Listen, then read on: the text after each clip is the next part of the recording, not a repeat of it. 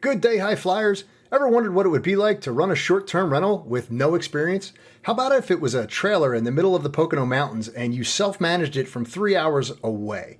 Today's guest is Mark the Lender Abramovich from MIRS Lending Group. Mark made mistakes when he started and recovered better than anyone could ever have imagined. We help investors with little or no experience gain knowledge in all aspects of business and real estate. I'm Bud Evans, your host. Welcome to the Aim High Podcast. Hello, everyone, and welcome to the Aim High Podcast. This is Bud Evans. I'm here today with Mark Abramovich, a very close friend of mine from MIRS Lending Group, LLC. Mark, how are you today? I'm very good, Bud. Yourself? I'm doing great, man. Always great when I get to talk to a friend. Mark, do me a favor. Give me a quick rundown. Tell everybody who you are. All right. So I'm Mark the Lender Abramovich. The company is MIRS Group. And what we focus on is financing for fix and flip and buy and holds. Sometimes we lend our own, sometimes we broker, and pretty much whatever we can do to help investors get ahead. Mark and I are not only friends, we're also partners in a deal. And Mark has also lent to me on several different occasions. He's my go-to guy. Mark, how did you start? What was your first deal? So there's two first deals I wanted to talk to you about. Yeah. The first deal was actually a vacation trailer in the Pocono Mountains. And it was an accidental find. We were hanging out. My friend's parents actually bought one for themselves as a getaway from New York City. And we were hanging out on their deck and having a barbecue. And we looked around and we said, I wonder if anybody would come out here to rent.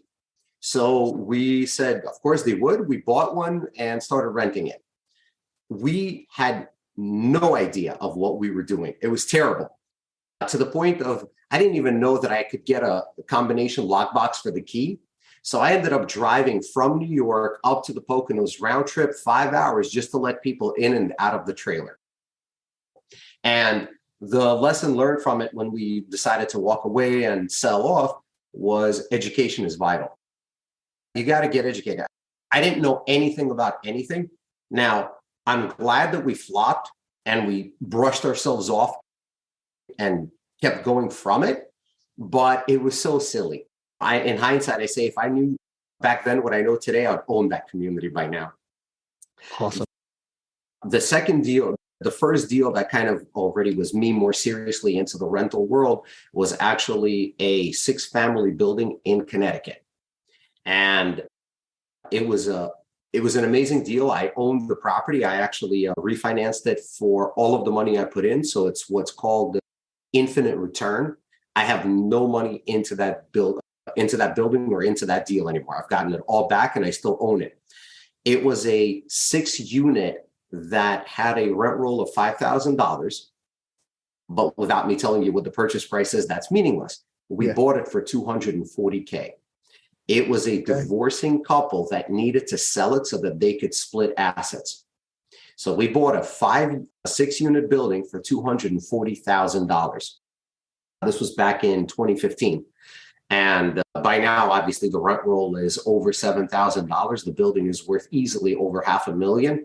Nice. And that's my first foray into already multifamily and kind of brick and mortar. From a trailer in the Poconos to a commercial multifamily property. Good for you, man. So what are you doing now? What do you have as far as current projects? So I focus on lending. I don't really have other projects other than, in my world, my project is setting up Podio so that we can track loans and what my staff is doing better. So that's in the project world. Besides that, my daily grind is finding financing options that work better for my clients, making sure that current sources of capital are still performing as we expect them to. Yep. I don't go shopping. I always tell everybody, it's not like you come to me with a deal and I'm blasting it out to 150 companies to see who's the best. I have what I would call a curated list. I've already done the legwork. So by the time a deal comes in, I know where I'm going. But my day-to-day is maintaining those relationships and making sure that they're still the best. Throwing a plug in there. Sitting here the other day, I don't like to check email. And I opened up my email and I saw you on a string of 31 different emails between the title company, the insurance company, the bank, and I didn't have to do anything. So again, thank you for that. At the risk of sounding like a commercial, I really do appreciate it. Thank you very much. The motto kind of I go by in my company is concierge service at a wholesale price. That's the idea. That's what drives us. Great, man. I got to ask you though, as you got into this and you increased your wealth, what's the one thing you learned? The one thing I took away, there's more than one. I was thinking about that question, and there's more than one. You got to love what you do. And early on, I realized that what I enjoy doing is networking with people. So I did everything I could to allow myself to do that. I have a staff to do the day-to-day document collection. My end of it is to network with people and talk to them. So I call myself a professional lunch goer. I get the opportunity to go have lunch with you at a diner while my staff is collecting docs. That's the idea. That's the takeaway. Not so fun takeaway I want to say is you got to grind. Embrace the suck. I always tell my kids, if Michael Jordan, who's immensely talented, just sat on his ass and I'm talented, that's enough, he would have never been Michael Jordan. But it's the work. You got to grind. Every single day, you got to close the loans and you got to grind. And that's what gets you to the next level, the skill. Someone was talking about Kobe Bryant, and he used to make things up that was impossible for the opposite team to do. And he used to practice against that, making it an impossible task for him to complete. And he wouldn't stop practicing until he actually completed the task. The greatest players of all time are the ones who put in the most work. Right. You start with nature and you follow up with, you take your talent and then you just hammer at it. You keep building the skill until it's the best. Bruce Lee said, I'm not afraid of the guy who practiced 10,000 punches once. I'm afraid of the guy who practiced one punch 10,000 times. Great segue. We're going to go into something I call the Soaring Four. These are the 4 questions that could potentially help someone starting out achieve new heights. Hey, if you're gaining knowledge or find this information interesting, do us a favor, drop us a review. If you're watching this on YouTube, please like, share, and subscribe. Thanks. Now back to the show. What do you use to keep yourself motivated? So I love what I do, as I said. So what motivates me is I get to hang out with my friends. My job, I own a business, but my job is to hang out and network with friends. That's pretty easy to keep me motivated. Next question is, what is one thing that completely changed your mindset? There's a great book called The Richest Man in Babylon. And in that book, 1/10 of all you earn is yours to keep. That idea, for some reason, it had a very big impact on my mind, right? That in every deal, some part is your income, right? Sometimes forget about it. With a big mistake that owners make with rental properties is they don't account for property management when they self-manage. Yeah. So they self-manage for free without having an income, and they don't realize that they should be getting paid just like a property management company does, even if they self-manage. That kind of idea, or doing a rehab and forgetting that you have to have a profit at the end of the day, right? Contractor gets paid, lender gets paid, seller gets paid, agent gets paid, but the investor forgets about it. Again, 1/10 of all you earn is yours to keep. So there's got to be a profit. There's got to be an income for you, the investor. I'm a big proponent of the profit first accounting method. Absolutely. Pay yourself first. And that way you don't have to worry about that 10% coming to you at the back end. You get it at the front end. You set that aside. What tools do you currently use to keep yourself on track? As I mentioned, we're building out Podio, Excel. To a big extent, I have a pair of whiteboards in my office. One whiteboard tracks the deals in process right now, right? So I can, at a glance, see everything that's going on. And the second board has a record of everything we've done this year. It has the goals we want to hit, and it has the record of what we've actually done. So those two, I'm a big proponent of physical, pen, paper, having a visual reminder. I don't know if it's because I'm old and I'm the free computers generation, or if it's just tactile, and it is tactile, feeling it, seeing it, touching it, smelling it, whatever. So I'm a big proponent of it. Having a whiteboard in your office that you can take notes on or write down the deals going on, very important. If you had to start all over, what was the one thing you would change? I would be much more mindful about my money.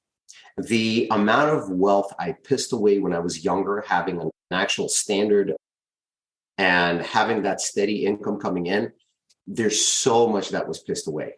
I could have, back then, real estate was much cheaper. I could have taken that money and started buying properties significantly earlier. I think that's the biggest, I think that's it's definitely one of the bigger things I would have done differently. I would have tracked my money much more. I say this to my wife all the time in a similar sense. I can't believe all of the years between the police department and the military, all of the money and the way that we used to think versus the way that we, it's amazing at what you would have had you known what you know now. I'm glad that I'm doing it now. Your network is your net worth. I know you've heard it repeatedly. We're in the same circles. Your network is your net worth, which means I would have started building my network earlier as well and been more diligent about building it as well as maintaining it. You've got to be surrounded by people who, first of all, the ability to pick up the phone and call you up and say, hey, what are you doing in New Jersey? Can you help me out with a property? Or being able to call up some of the friends that you and I share who are big in the world of social media and advertising and marketing, and being able to pick up the phone and say, hey, do you have a couple of minutes to talk to me about my business and help me out? There's no price on it. It's, when I use the word, it's priceless. The ability to pick up the phone and reach out to literally the experts in what they do and have them answer the phone and say, hey, Mark, how can I help you? That is amazing. That is an amazing resource. And all of us have access to it. Yes. And it could be anything in life. So I think that's a big suggestion. I mean, my own money back in the day, I would have tracked it better and done better with it. The network social aspect, yeah, that's big too. Awesome. Mark, if someone wanted more information on how to get in touch with MIRS Lending, where would they go? They would visit our website, www.mirsgroupllc.com, spelled MIRS groupllc.com.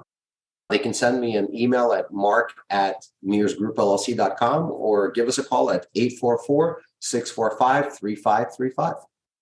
Great. Hey, Mark, I really do appreciate all of the information that you provided today, how you started out. That's awesome. I love the trailer. I love the trailer. Hey, from the trailer to multifamily, right? It is my favorite story of all time. One of the top ones. I really appreciate your time and thanks for spending time with us today.